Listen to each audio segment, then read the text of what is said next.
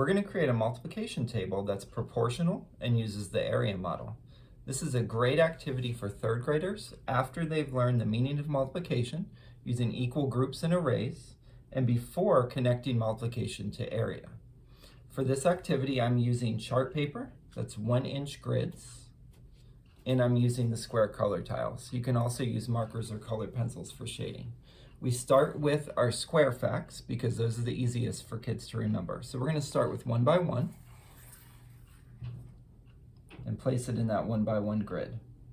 And then we're going to think about 2 by 2. So I'm going to color code. I'm going to make all my square facts green and show 2 by 2. And then next we'll go to 3 by 3.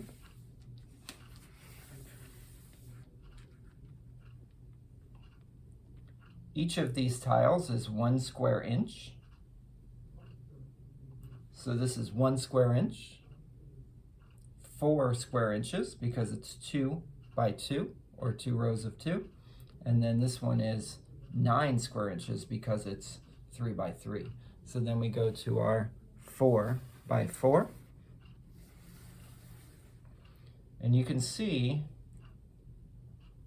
that when we add our square facts, we're actually slicing our multiplication table in half. And then once we get a little bit too large, 5 by 5, we can start to use markers or colored pencils to shade in. And then 6 by 6. For this particular grid, I went up to 6 by 6 because visually we'll get the idea by that point.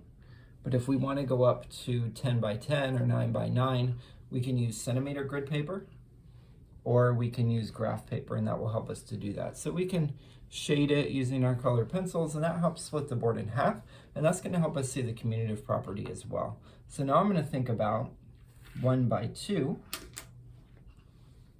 using a different color to help me visualize it, and 2 by 1. And now I can think about what's the difference between 1 by 2 and 2 by 1. 1 by 2 just means 1 row of 2.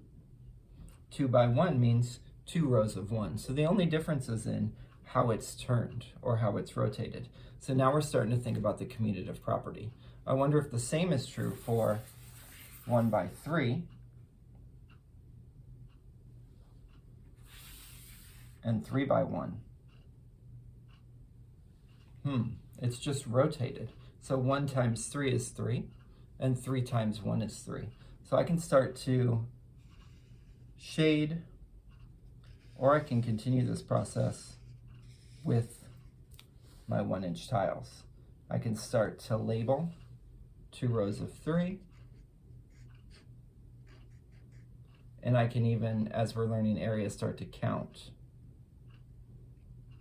6 square inches, 2 times 3 equals 6. If I wanted to do this on a larger scale, go all the way up to 10 by 10, I could use graph paper.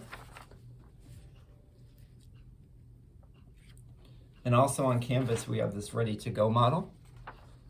That's great for kids to shade as they learn their facts, but after they've developed a good understanding of multiplication, good understanding of area in the area model, and after they've been able to build the model themselves.